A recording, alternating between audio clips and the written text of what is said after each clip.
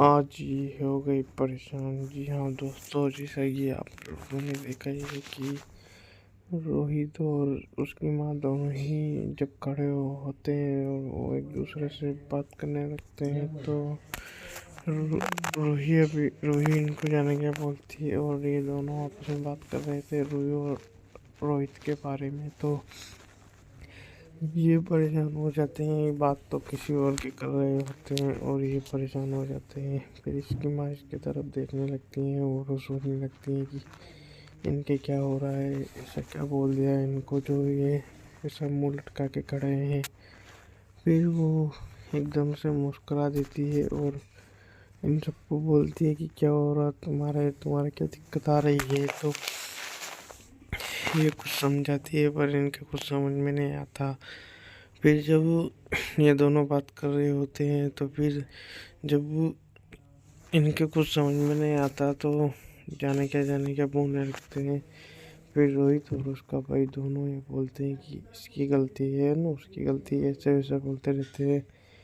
तो कोई यकीन नहीं करता कि किसकी गलती है और किसकी नहीं। फिर जब इसकी माया इनों की तरफ देखती है तो फिर वापस ये आपस में ऐसे ही देखने लगते हैं और परेशान होने लगते हैं।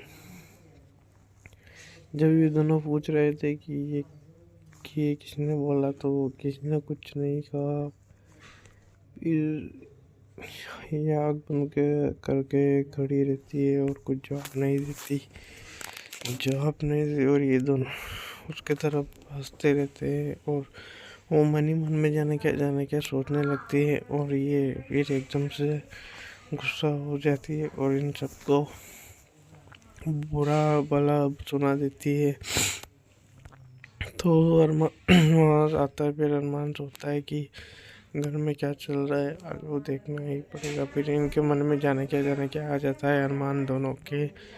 फिर जब ये दोनों बात कर रहे होते हैं तो कुछ समझ में नहीं आता कि क्या करें और ये आपस में बात करने लगते हैं।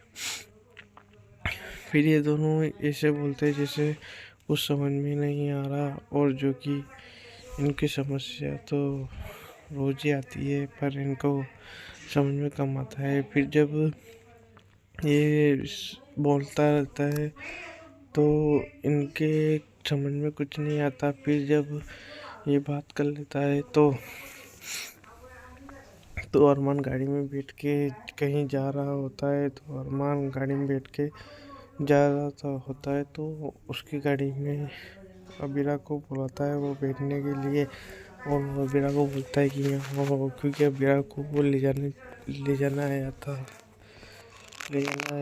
और अबीरा को बुलाने लगता है तो वो अबीरा सुनती नहीं है और वो वहाँ से हालती भी नहीं। फिर अरमान मन में सोचने लगता है कि इस लड़के का क्या करूँ अब, क्योंकि वो उसकी नहीं सुन रही है और जो हुआ वो तो आपको पता ही है। इन दोनों के बीच में तलाक हो गया है और ये दोनों आपस में बोल भी नहीं रहे इतने। और मन ही मन में अरमान सोचने लगता है कि यार ऐसा क्यों कर रही है मेरे साथ और इनको कुछ समझ में भी नहीं आ रहा है कि क्या करे। अब जो हो रहा है वो हो रहा है और इनको समझने वाला चाहिए बस। अब जैसे कि आप लोग देख ही रहे हो इनके कुछ समझने में बहुत ही दिक्कत आ रही है। फिर जब ये दोनों मानते रहते हैं तो कुछ समस्या आ जाती है।